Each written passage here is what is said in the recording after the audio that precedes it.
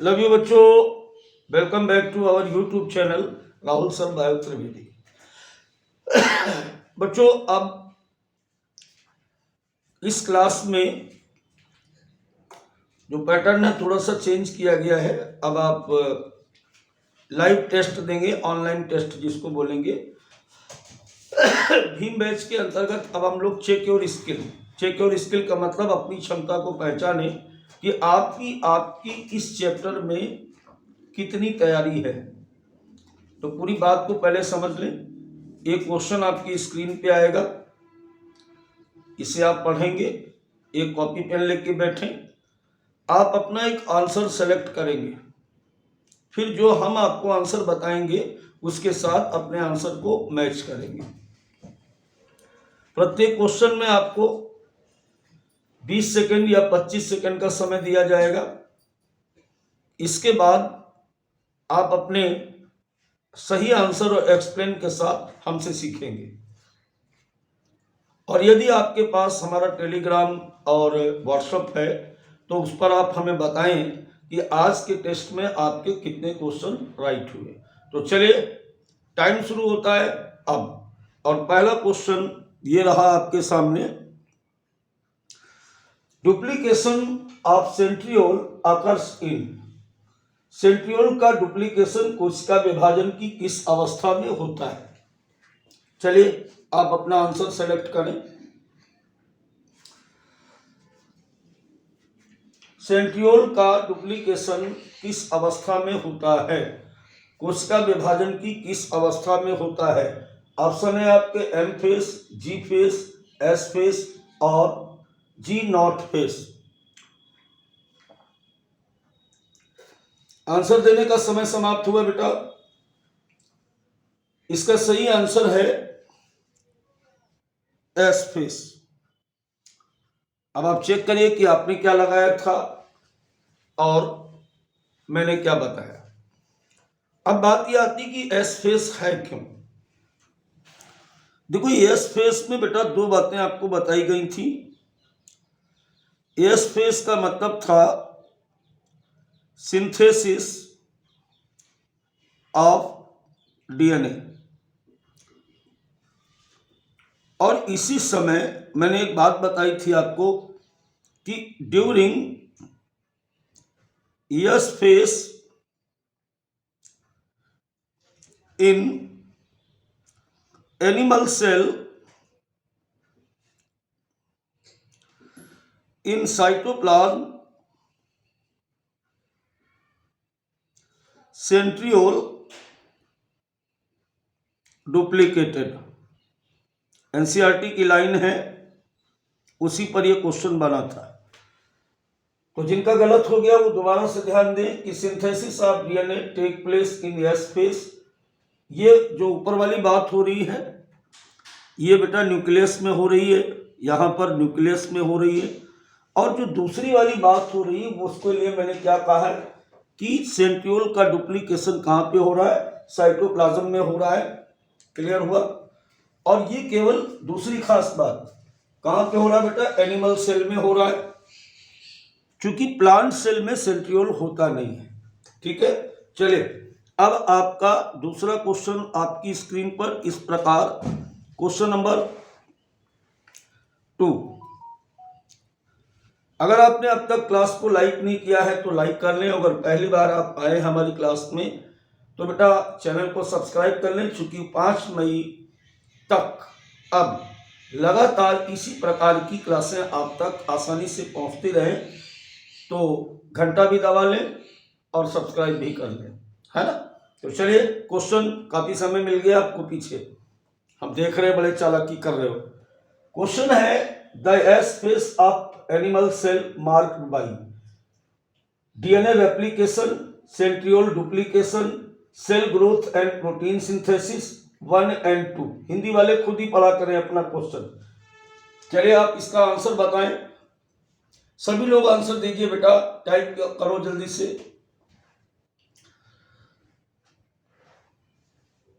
Time खत्म हुआ। अब इसका सही आंसर है बच्चों 4। देखो, अभी अभी इसके पहले वाले क्वेश्चन में मैंने कहा था कि एस फेस का मतलब DNA replication take place inside the nucleus and centriole duplication completed in same time. कहाँ पे? एनिमल सेल में। कहाँ पे हो रहा है बेटा? साइटोप्लाज्म में होता है, साइटोप्लाज्म में होता है। ठीक है, तो ये दोनों आंसर आपके जाएंगे इस प्रकार 1 और 2। इसका सही आंसर होगा 4। चलिए अगली क्लास की बात, सॉरी अगले क्वेश्चन की बात करते हैं। ये रहा आपका अगला क्वेश्चन आपके स्क्रीन पर। The G2 of cell cycle is pronounced by cell growth and division, cell duplication, protein synthesis and centriole, cell growth and protein synthesis। Question फिर से समझ लें कि कोशिका चक्र के G2 प्रावस्था में क्या खास बात होती, या उसको आप इन सेंटेंस में कैसे पहचानेंगे कि G2 फेस है। चलिए अब आपको अपना आंसर सेलेक्ट करना है। आप अपना आंसर सेलेक्ट करें बेटा, टाइप करें हमको। Very nice. चलिए आंसर बताते हैं हम आपको। देखिए G2 फेस की बात की जा रही तो cell growth and division. G2 face में सेल ग्रोथ तो करती है, लेकिन बाबू यहां पर क्या है कि डिवीजन नहीं करती। डिवीजन कहां होता है? डिवीजन होता है बेटा एम फेस में, डिवीजन यहां पे नहीं होता है। सेल का डिवीजन जो फाइनल एक्चुअल डिवीजन फेस होता है वो एम फेस होता है, ना कि G2 फेस। फिर इसके बाद सेल डुप्लीकेशन, बात वही आ गई जो ऊपर लिखा है। सेल डिवीजन और सेल डुप्लीकेशन दोनों एक ही बातें होती। प्रोटीन सिंथेसिस होती है, लेकिन सेंट्रियोल का सिंथेसिस नहीं होता है, क्योंकि सेंट्रियोल का सिंथेसिस होता है एस फेस में। इसलिए थर्ड, यानी ये जो आपका थर्ड ऑप्शन है ये नहीं होगा। चौथा आंसर क्या है कि cell growth and protein synthesis take place in the G2 face. Right now, तो ये था हमारा क्वेश्चन नंबर 4। चलिए अब हम बात करते हैं क्वेश्चन नंबर 5 की। ये क्वेश्चन नंबर 5 हमारे पास है। Find mismatch column. इनमें से गलत कौन सा है ये हमें देखना है। Karyokinesis, separation of daughter chromosome. Karyokinesis को हम कह सकते हैं केंद्रक विभाजन, और इसकी हिंदी है पुत्री गुणसूत्रों का विभाजन। Cytokinesis, division of cytoplasm. Cytokinesis वो प्रावस्था है जिसमें कोशिका द्रव्य विभाजित होता है। Interface, smallest face of cell cycle. M face इस माइटोसिस फेस। चलिए आपको हम देते हैं 20 सेकंड। इजी क्वेश्चन है बिल्कुल। लगाइए जल्दी से लगाइए। चेक योर स्किल, टेस्ट दीजिए हमारे साथ। चलिए डिस्कशन करते हैं अब इस क्वेश्चन पर। तो पहला यहां पर ध्यान दें, कैरियोकाइनेसिस। बेटा कैरियोकाइनेसिस में ध्यान दीजिए, कैरियो मतलब होता है यहां पर, कैरियो का मतलब है न्यूक्लियस, और काइनेसिस का मतलब यहां पर है डिवीजन।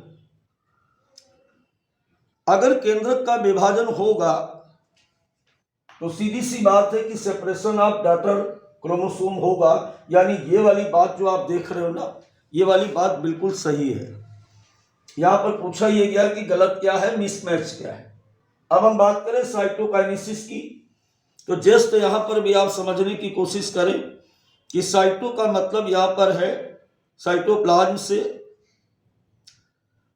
और काइनेसिस का मतलब बेटा यहां पर भी है डिवीजन या विभाजन से। तो सामने उसके लिखा हुआ है डिवीजन ऑफ साइटोप्लाज्म। ये भी बात बिल्कुल राइट है, ये मिसमैच नहीं है, एकदम करेक्ट है। अब बात करते हैं interface, smallest face of cell cycle. ये बात बिल्कुल गलत है। तो सही आंसर तो बेटा इसका ये होगा, चूंकि हमेशा इंटरफेस के बारे में अगर बात करें हम यहां पर, तो इंटरफेस एनसीईआरटी कहती है कि इज द लॉन्गेस्ट फेस।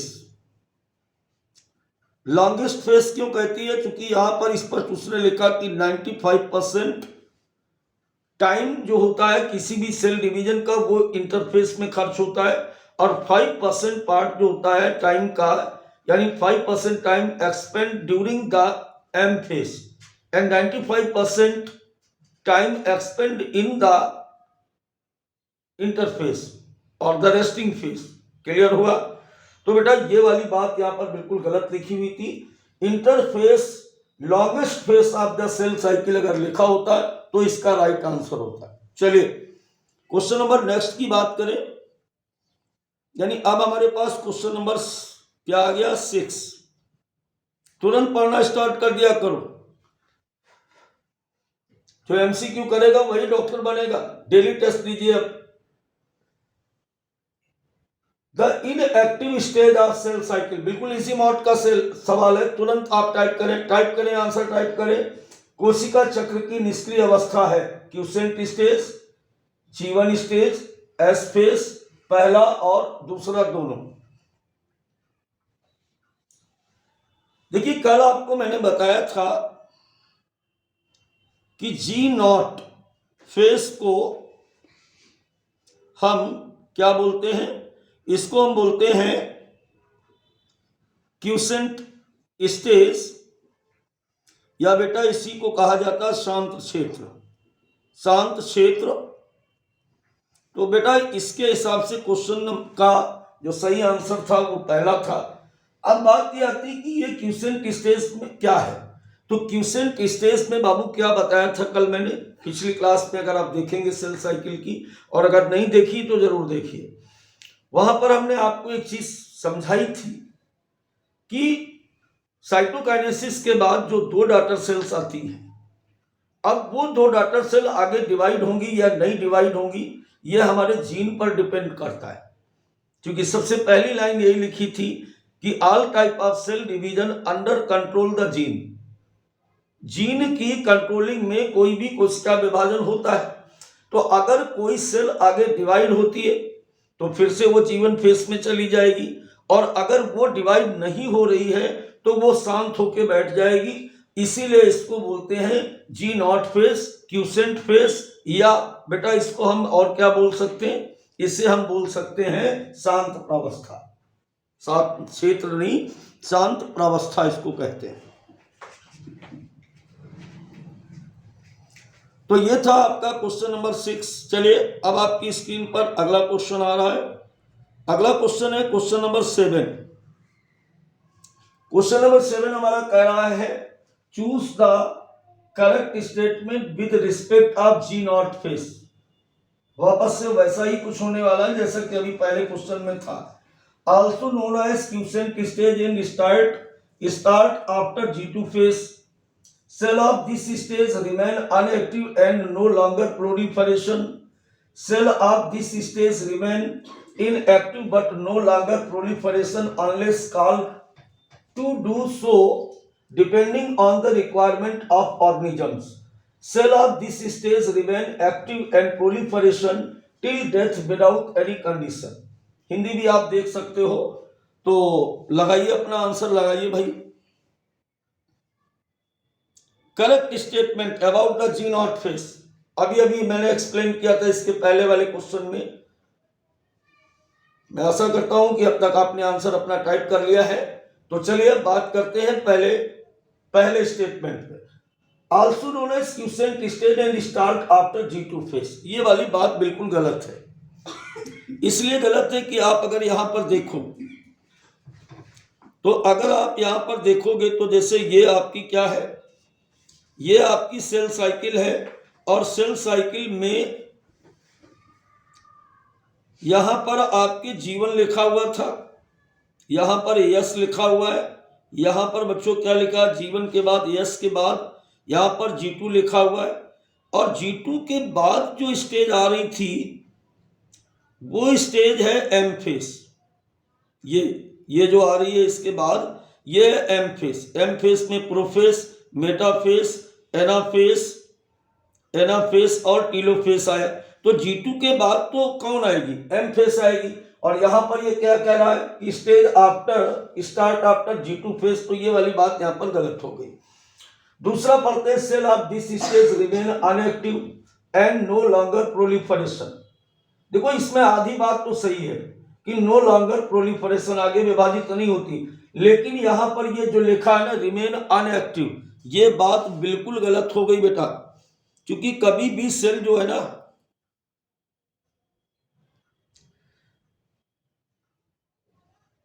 नीचे दिखना बंद हो जाएगा, इसलिए इसको हटा देते हैं।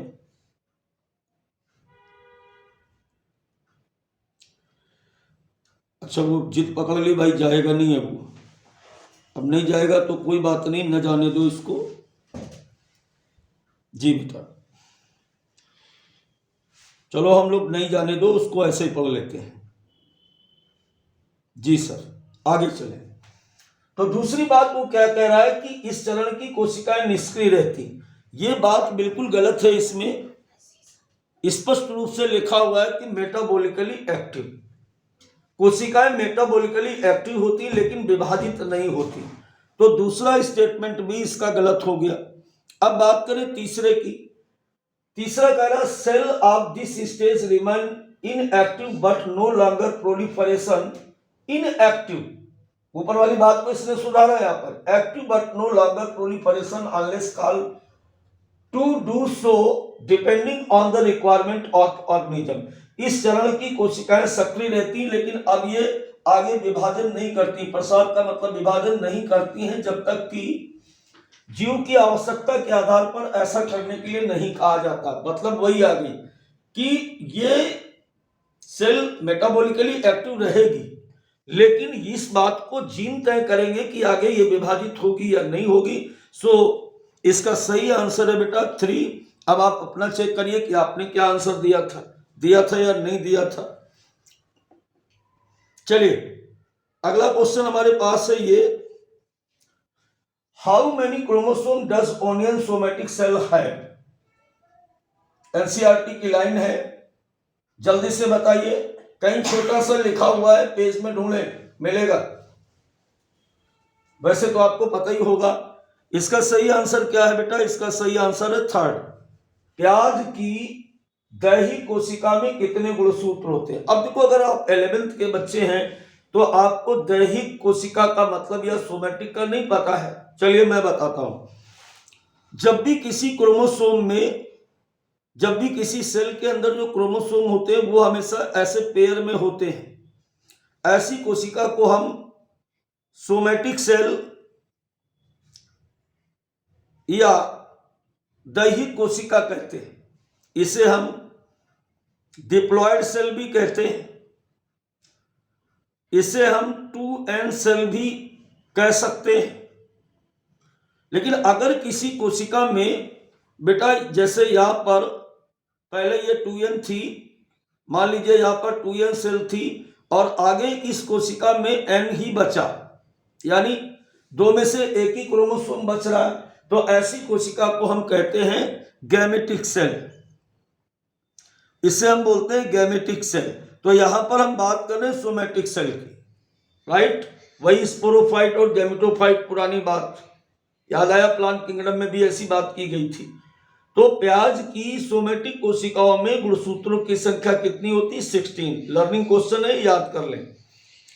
चलिए अब बात करते हैं हम लोग अगले क्वेश्चन की। ये क्वेश्चन बहुत ही प्यारा क्वेश्चन है, जरा ध्यान दीजिएगा।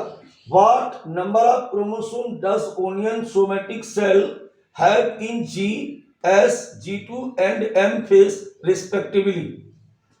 आंसर है 32, 16, 16, 32, 16, 32, 16, 16। थर्ड है 16, 16, 16 और नन ऑफ दिस। चलिए पहले आप अपना आंसर लगा लीजिए, आप अपना आंसर लगा लीजिए। बायोलॉजी में एक चीज होती है बच्चों कि अगर आता होता है तो 10 सेकंड भी बहुत होते हैं, और नहीं आता है तो फिर कुछ भी करो सब गलत होता है। तो चलिए अब हम लोग बात करते हैं इसके आंसर की। देखो अभी अभी हमने क्या बताया आपको, थोड़ी देर पहले, इसके पहले आपको बताया गया कि सोमेटिक सेल क्रोमोसोम बराबर 16 सेल, 16 क्रोमोसोम। ये आपको बताया गया कि किसी भी कोशिका, जो प्याज की कोशिका है उसकी सोमेटिक कोशिका में कितने क्रोमोसोम होते हैं? 16। अब चलो एक सेल साइकिल बना लेते हैं। अब सेल साइकिल बना लिया, इसमें ये G1, यहां पर क्या है? S फेस, यहां पर क्या है? G2, और यहां पर क्या है? M face, right. M face में पूरा साइटोकाइनेसिस भी ले लिया हमने। तो इस तरीके से बना लिया। अब देखो क्वेश्चन क्या कह रहा है कि onion somatic cell in have G, तो यहां पर क्रोमोसोम नंबर में कोई परिवर्तन आया? नहीं आया। तो यहां पर कितना हो गया? 16, क्योंकि सेल जब बटी नहीं।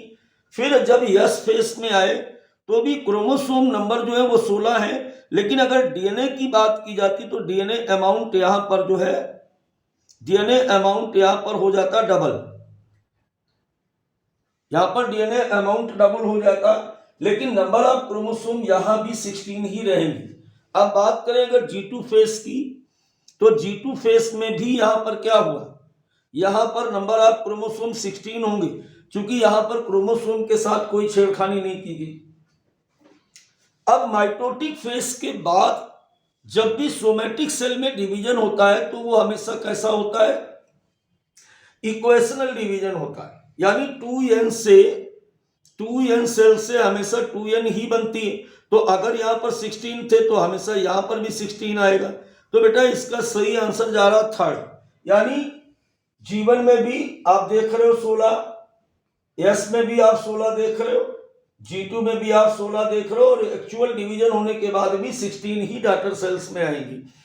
मतलब इसको आप ऐसे भी देखो, जैसे ये सेल थी, इसमें 16 थे, अब ये बटने के बाद माइटोसिस की बात हो रही है, 2 सेल बनेगी, इसमें भी 16 ही होते हैं। तो इसका सही आंसर जाएगा थर्ड। अब आपने क्या लगाया? अपनी स्किल को चेक करें। अगला क्वेश्चन अब आपके सामने ये रहा, नंबर तो मैं गया भूल। चलिए यहां पर बात करते हैं अगले क्वेश्चन की। Mitotic division occurs in diploid somatic cells, haploid mail honey bee, first and second, और चौथा गैमेट्स। लगाइए भाई।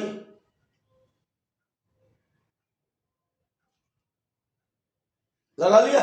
चलिए अब बात करते हैं इसके सॉल्यूशन की।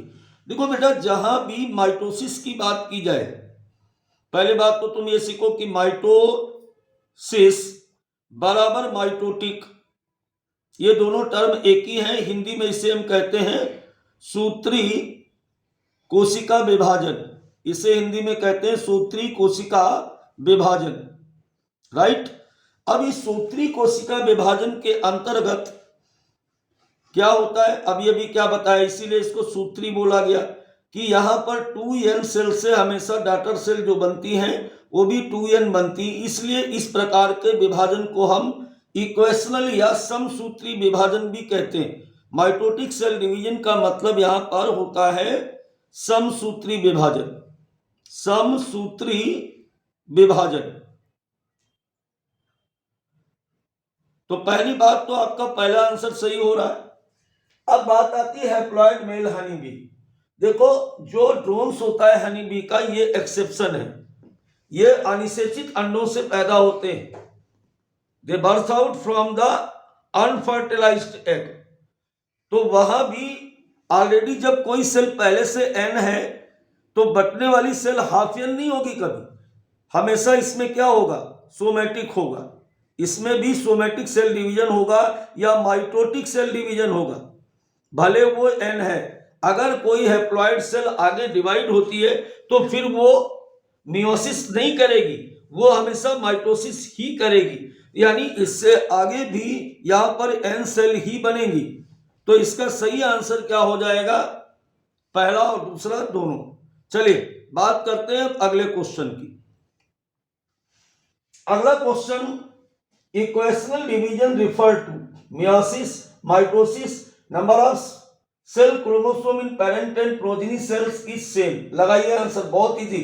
अभी इसी का मैं आपको क्या बता रहा था, अभी अभी इसी का बेटा हम बता रहे थे आपको, क्या बता रहे थे, इसका इसी का सॉल्यूशन बताया था इसके पहले वाले क्वेश्चन में।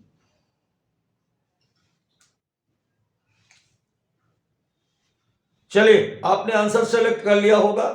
अब हम बात करते हैं इसके सॉल्यूशन की। देखो यहां पर इक्वेशनल डिवीजन का मतलब अभी हिंदी सुन लो पहले तो। इसको कहते हैं समसूत्री, समसूत्री विभाजन, इसे कहा जाता है समसूत्री विभाजन। और समसूत्री का मतलब यही है कि जैसे कोई मदर सेल है, इसमें मान लेते हैं कि 10 क्रोमोसोम है, तो आने वाली कोशिकाएं यानी डॉटर सेल्स में भी अगर 10-10 ही हैं, तो इसीलिए इसको हम कहते हैं, इसीलिए इसको क्या कहते हैं, समान विभाजन या समसूत्री विभाजन। तो अब आंसर की बात करें तो इसे अर्धसूत्री तो हम कह नहीं सकते, क्योंकि 16 के बाद 10 के बाद 10 ही 10 आई हैं, तो ये समसूत्री है। तो पहला तो बिल्कुल गलत हो गया, समसूत्री विभाजन सही हो रहा है। तीसरा देखते हैं, जनक एवं संतति कोशिकाओं में कोशिका गुणसूत्रों की संख्या समान का होना। बेटा बिल्कुल बिल्कुल सही कह रहा। देखो ये पेरेंट सेल और डॉटर सेल दोनों में गुणसूत्रों की संख्या समान होगी। आंसर क्या जाएगा, 2 और 3। चलिए सभी लोग आंसर करें भाई, कुछ लोगों करने से नहीं होगा, सभी लोग खेले। चलिए अगली बात करते हैं हम लोग, M face refers to. M face का मतलब क्या होता है, metaphase, meiosis, karyokinesis, first and second both. लगाइए आंसर लगाइए, इजी मॉड, लेकिन थोड़ा सा क्वेश्चन को ट्विस्टेड किया गया है। देखो अगर नहीं पढ़ा है तो आप इसका आंसर हमसे सुनो पहले, क्या लगाओगे, मेटाफेस, जो कि है नहीं। एम फेस में देखो यहां पर कल मैंने आपसे बात की थी बेटा, यहां पर कि जब भी हम सेल की बात करते हैं तो सेल में 2 फेस है। पहला फेस इसका होता है हमेशा इंटरफेस, इंटरफेस या आई फेस। दूसरा होता है एम फेस बराबर माइटोटिक फेस। क्या होता है, माइटोटिक फेस होता है। और माइटोटिक फेस में 2 पार्ट होते हैं, एक होता है कैरियोकाइनेसिस, काइनेसिस, और दूसरा होता है बेटा इसका साइटोकाइनेसिस। दूसरा होता है साइटोकाइनेसिस, ठीक है। तो दूसरा क्या है, साइटोकाइनेसिस और कैरियोकाइनेसिस। अब यहां पर कुछ मैच कर रहा है, M face refer to the karyokinesis. Right answer क्या इसका हो जाएगा, थर्ड, कैरियोकाइनेसिस। चलिए अब हम बात करते हैं अगले क्वेश्चन की, most dramatic period of cell cycle is. NCERT की एज इट इज लाइन, पिछली क्लास में मेरे द्वारा बोली गई एज इट इज लाइन, यही क्वेश्चन में आ गया कि सबसे ड्रामेटिकल फेस कौन सा होता है। लगाइए आंसर, जल्दी से टाइप करें। सही आंसर है बेटा इसका एम फेस। एम फेस में प्रोफेस, मेटाफेस, एनाफेस और टीलोफेस 4 जो फेसेस होते हैं, और उसमें बार बार क्रोमोसोम की पोजीशन, उनका शेप, साइज और कोशिका के अंदर उनकी जो लोकेशन होती है वो चेंज होती है, हर फेस में चेंज होती है। इसलिए इसको हम कहते हैं कि बहुत बड़ी ड्रामेबाज अवस्था है। So the M face is most dramatical face of the cell cycle. चलिए सही आंसर बता ही दिया मैंने। अगले क्वेश्चन की बात करें, अगला question, correct order of mitotic division is. सूत्री विभाजन का सही क्रम है, कल बताया यानी पिछली क्लास की बात हुई थी।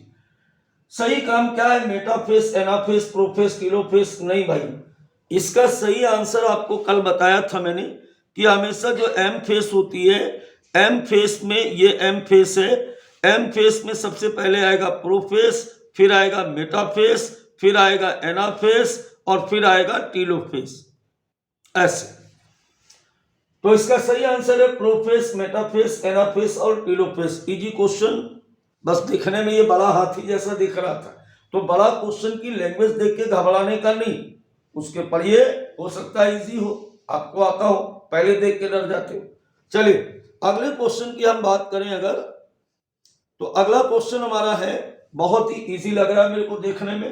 Karyokinesis of mitosis is divide into, karyokinesis of mitosis, mitosis के केंद्रक विभाजन प्रवस्था में कितनी अवस्थाएं आती? 4 आती हैं, 4 आती हैं बेटा। लो इस बार तो मैंने पहले ही बता दिया, आपको टाइम ही नहीं दिया, कोई बात नहीं। अगर आपको आता है तो वो 4 प्रवस्थाएं टाइप करो, देखो कौन कौन लिख पाता है कि माइटोसिस के कैरियोकाइनेसिस में कौन सी 4 प्रवस्थाएं आती। क्वेश्चन को चेंज किया मैंने, पूरा नहीं लिखने की जरूरत है, केवल कैसे लिख दो, प्रो, मेटा, एना और टीलो। हम समझ जाऊंगा कि आपको आता था कि प्रोफेस, मेटाफेस, एनाफेस तीनों प्रवस्थाएं जो होती हैं, चारों प्रवस्थाएं कैरियोकाइनेसिस ऑफ माइटोसिस की होती हैं। चलिए बात करते हैं अगले क्वेश्चन की। अगला क्वेश्चन है, match the following columns. Column 1 में जी लिखा है बेटा, ये G1 है, S फेस G0 G2, मैं थोड़ा सा और क्लियर कर देता हूं आपको। ये बेटा हमारा G1 है और ये आपको बड़ा सा G2 दिख गया, तो G1 S G0 G2। इधर लिखा हुआ metabolically active cell do not proliferate, content of DNA double, protein synthesise, metabolically active cell grow continuously. Answer type करें, आपके आंसर ये हैं, ये नीचे ऑप्शन, इनमें से कोई एक ऑप्शन सेलेक्ट करें। चलिए बच्चों अब हम लोग मैच कराते हैं इसको, चूंकि टाइम हो गया। तो G1 फेस जो है, इसमें आपको बताया गया था कि हमेशा metabolically active cell grow continuously. S face की अगर बात करें तो S फेस आ जाएगा कंटेंट ऑफ डीएनए डबल, चूंकि synthesis of DNA take place during the S face and the amount of DNA is double in this face but the chromosome number same. ये वाली बात एनसीईआरटी की line है। तो दूसरा हो गया। फिर इसके बाद G0 में क्या लिखा, क्या बताया गया कि cells are metabolically active, cells are metabolically active but do not proliferate. उपापचयी कोशिकाएं करती है और उपापचयी रूप से सक्रिय होती, लेकिन आगे ये विभाजित नहीं होती। अब कौन बच रहा है? अब बच रहा है डी वाला, तो डी का बेटा हो जाएगा 3rd, और इस हिसाब से अगर ऑप्शन पे जाओगे तो ऑप्शन हो जाएगा हमारा first right. I think my point is clear now. चलिए अगले क्वेश्चन की बात करते हैं। बहुत ही प्यारा क्वेश्चन, स्टेटमेंट नहीं है, AR है बेटा। Select the correct option. Profess is the first stage of karyokinesis, it occurs after completion of protein synthesis during cell cycle. चलिए आंसर बताइए। ऐसे क्वेश्चन थोड़े से खतरनाक होते हैं। अब अगर आपको एनसीईआरटी लाइन टू लाइन पढ़ी हुई है तो आप बता पाओगे। टाइप करिए, टाइप करिए। हो गया। चलिए अब इसके बाद profess is first stage of karyokinesis, बिल्कुल सही है, क्योंकि प्रोफेस, मेटाफेस, एनाफेस, टीलोफेस, सबसे पहली प्रवस्था प्रोफेस, लास्ट स्टेज टीलोफेस आती है। क्लियर हो गया। अब बेटा नंबर 2 पर लिखा हुआ है, नंबर 2 पे लिखा है it occur after completion of protein synthesis during cell cycle. ये करेक्टर जाता है G2 के लिए, तो G2 के बाद ही M फेस आता है। So the both is correct, both first and second are true. चलिए अगला क्वेश्चन। अगला क्वेश्चन है during prophase which of the following occurs? Condensation of chromosomal material become tangled, centrosome duplication, movement of both centriole at one pole of the cell. देखो यहां पर जो बात की जा रही है, ये प्रोफेस अवस्था के दौरान क्या होता है? प्रोफेस अवस्था के दौरान केवल क्रोमोसोम पहले से अधिक संघनित हो जाते हैं और स्पष्ट दिखाई देने लगते हैं। अभी तक इनको हम क्या बोलते थे? क्रोमेटिन थ्रेड या क्रोमेटिन नेटवर्क के फॉर्म में थे, लेकिन प्रोफेस में आते ही क्रोमोसोम लंबाई उसकी कम हुई, कंडेंस हुआ, और अब ये हमें स्पष्ट रूप से दिखने लगा साधारण मतलब एक लाइट माइक्रोस्कोप से भी हम देखने लगे इसको, और इसे अब क्रोमोसोम कहा गया। दूसरी जो बात यहाँ पे लिखी है कि गुणसूत्र पदार्थ उलझ जाना, उलझा हुआ होता है इंटरफेस में, तभी तो उसको नेटवर्क बोलते हैं। यहाँ पर क्रोमोसोम अलग अलग हो गए, सारे के सारे खुल गए। तीसरी बात यहाँ पे लिखी है सेंट्रोमियर डुप्लीकेशन, तो centromere duplication take place during the S phase, not in prophase. चौथी बात लिखी है movement of both centriole at one pole of the cell, ये वाली बात भी एस फेज में ही होती है कि जंतु कोशिकाओं में जो सेंट्रियोल होते हैं वो बट करके विपरीत ध्रुवों की ओर जाना प्रारंभ कर देते हैं। I think my point is clear now. तो पहला आंसर बेटा इसका सही हो जाएगा। चलिए बात करते हैं अगले क्वेश्चन की। अगला क्वेश्चन हमारा है choose the incorrect match, beginning of movement of chromosome to opposite pole profess. यही गलत है, यही गलत है, आगे नहीं जाइए। लो यार तुमसे पूछना था, मैं तो अपने आप बता देता, आदत पड़ी हुई है, धीरे धीरे जाएगी। देखो यहाँ पर बिगिनिंग ऑफ क्रोमोसोम वाली जो बात है ना, ये क्रोमोसोम विपरीत ध्रुवों पर कब जाते हैं? एनाफेस में जाते हैं, प्रोफेस में नहीं जाते। एक स्टेज ये याद करो, 11th वालों का गलत हो जाए कोई दिक्कत नहीं बेटा, लेकिन अगर टारगेट और 12th के बच्चे का गलत हो रहा तो अफसोसजनक बात है, क्योंकि गुणसूत्र विपरीत ध्रुवों की ओर जाना शुरू करते हैं एनाफेस में। किसमें? प्रोफेस में नहीं। प्रोफेस यहाँ पर जो लिखा है यही गलत लिखा है, इसकी जगह होना चाहिए था एनाफेस, तो ये बात सही हो जाती। पश्चावस्था याद करो, मैंने बताया था कि इस प्रावस्था में गुणसूत्रों के बीच एक विशेष प्रकार का रिपल्सिव फोर्स लगने लगता है और जो मेटाफेसिक प्लेट पर उपस्थित क्रोमोसोम्स होते हैं वो बट जाते हैं और बट करके विपरीत ध्रुवों पर जाना प्रारंभ कर देते हैं। इस समय इनका आकार यू, बी, एल या आई के आकार का होता है। ये बात हुई थी कि नहीं हुई थी? जी हाँ। अब अगर 11th के बच्चे हो तो आपका गलत हो गया, आप बिल्कुल भी परेशान मत होइए, अभी आगे फिर हम पढ़ाएंगे, दोबारा से आप ध्यान दीजिए, इस क्वेश्चन को दिमाग में रखिएगा बस। चलिए बात करते हैं अगले क्वेश्चन की। अगला क्वेश्चन है mitotic apparatus consist of 4 ester with spindle fibre, 1 ester with spindle fibre, 2 ester with spindle fibre, centrosome with their microtubules without spindle fibre. Mitotic उपकरण मिलकर के बना होता है।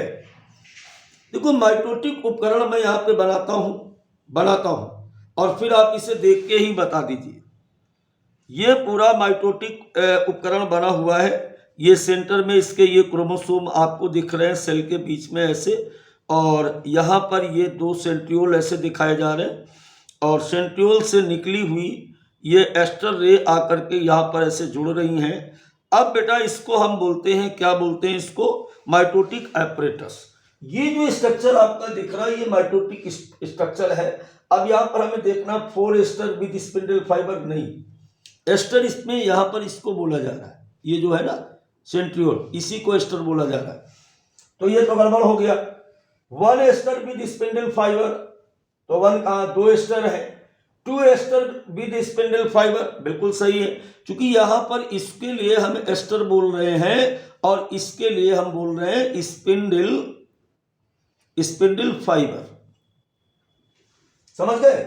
इसके लिए एस्टर, तो 2 एस्टर है और स्पिंडल फाइबर्स है, तो ये इसका मतलब इसका सही आंसर है बेटा 3rd।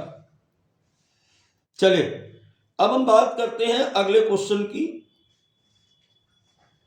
How many of following structures are observed when cell are viewed under the microscope eight end of profess Golgi body ER nucleolus nuclear envelope centriole. Profess के अंत में कोशिकाओं को माइक्रोस्कोप से देखने पर निम्नलिखित में से कितनी संरचनाएं देखने को मिलेंगी? आंसर बताइए। 0, 1, 3, 0 या सभी? बताइए।